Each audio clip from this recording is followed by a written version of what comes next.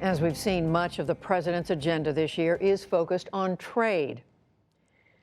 Tomorrow, Mr. Trump is expected to announce more changes to tariffs he is imposing on China.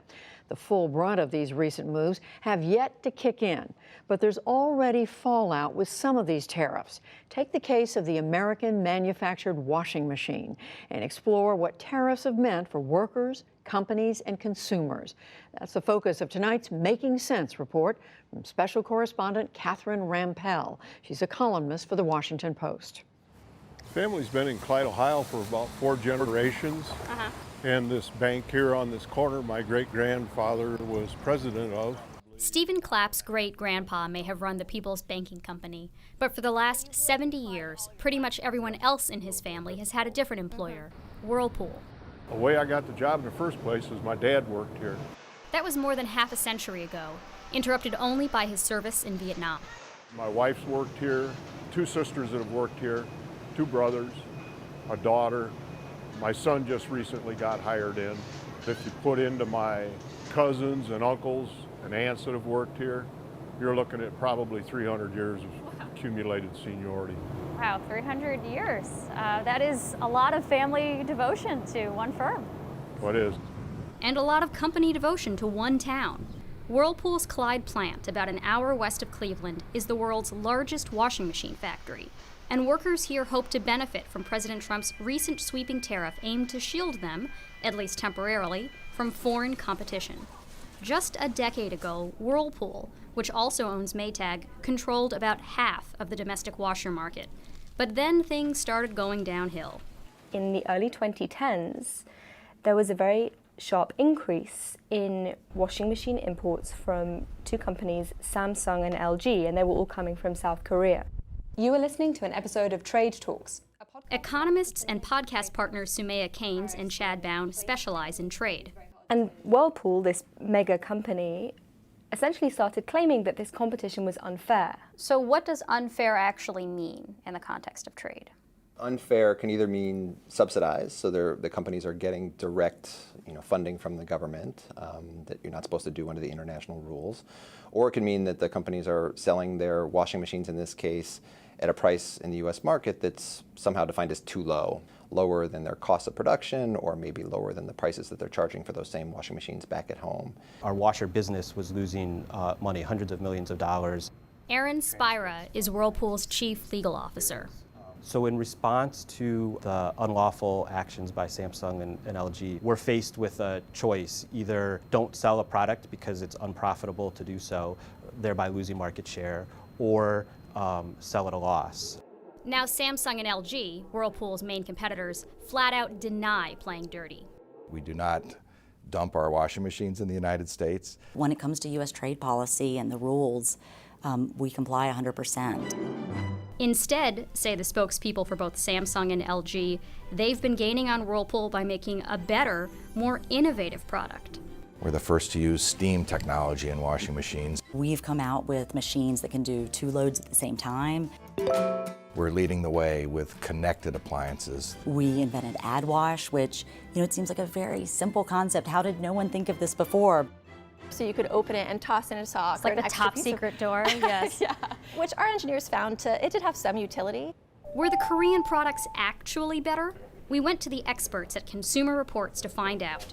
Every day at their lab in Yonkers, New York, washers are put through the ringer in highly controlled experiments. Laundry is weighed, detergent measured to the gram, and added to each load are fabric swatches that test how rough each model is on clothes. A particularly aggressive machine would show a lot of loose threads. And how well it cleans. Engineer Jim Nanny. We use 5 different soils that are placed in the load, and then when they are finished, we dry them and then take a color reading on a laboratory instrument. So I understand wine, cocoa, blood, and carbon, but what is sebum? Think of it as ring around the collar. And how is it produced? How do they obtain it? I don't want to know. Okay. So who's the best? Well, it depends on which kind of machine, says Consumer Reports editor Sarah Morrow. In the front loader market, we've seen LG and Samsung sort of going back and forth with releasing new features and innovating further and further. With top loaders, we see Maytag and Whirlpool innovating by getting bigger and bigger and bigger over time. But Whirlpool's share of the overall market has been getting smaller and smaller, down from half to just over a third. Whirlpool blames unfair competition from Samsung and LG, and U.S. regulators have agreed, repeatedly. In a 2013 decision, they slapped a tariff on washers made in South Korea. And before the order could go into effect, rather than comply with the U.S. government orders, LG and Samsung moved their production to China. 2017, another Whirlpool complaint, another tariff, this time against washers made in China. And this time they moved to Thailand and Vietnam. You've got trade, in this case, being a bit like water. So you're trying to plug one leak in one place and it's just coming up in a different one. For their parts, LG and Samsung deny that decisions about factory locations were driven by tariffs. But even if they were, says economist Chad Bown, so what? It's very normal and completely legal. It may be, in fact, evidence that the company is just selling a product that consumers really, really want to buy and that they are really good at producing it. Now, those two earlier rounds of tariffs were under President Obama.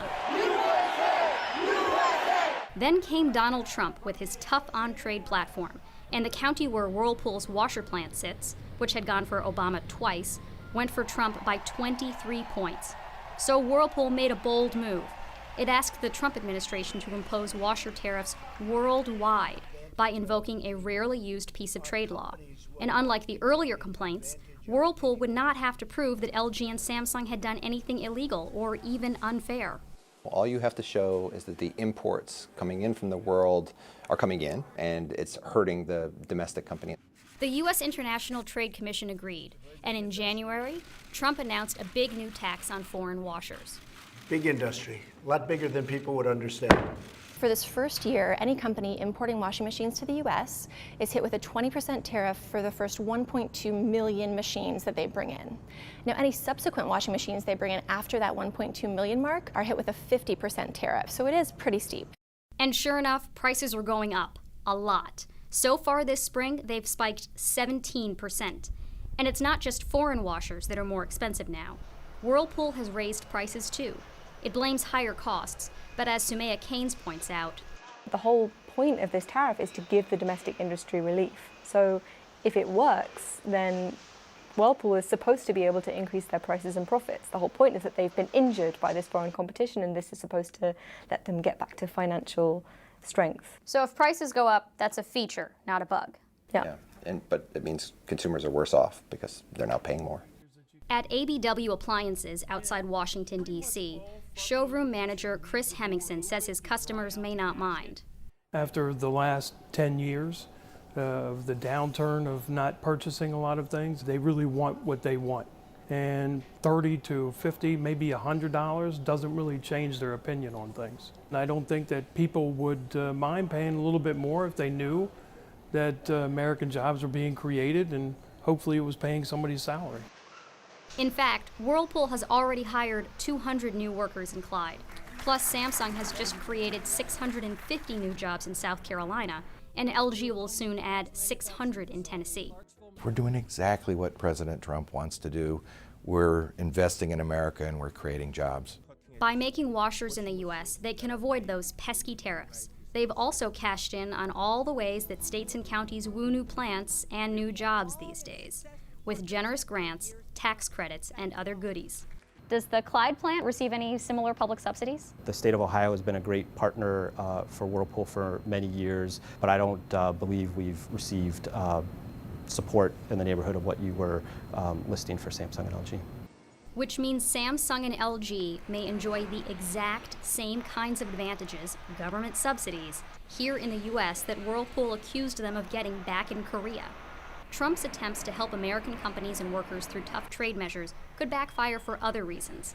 His steel and aluminum tariffs have sharply raised the cost of making washers. It's a meaningful percentage of the products, so we will have to do our best to offset those costs.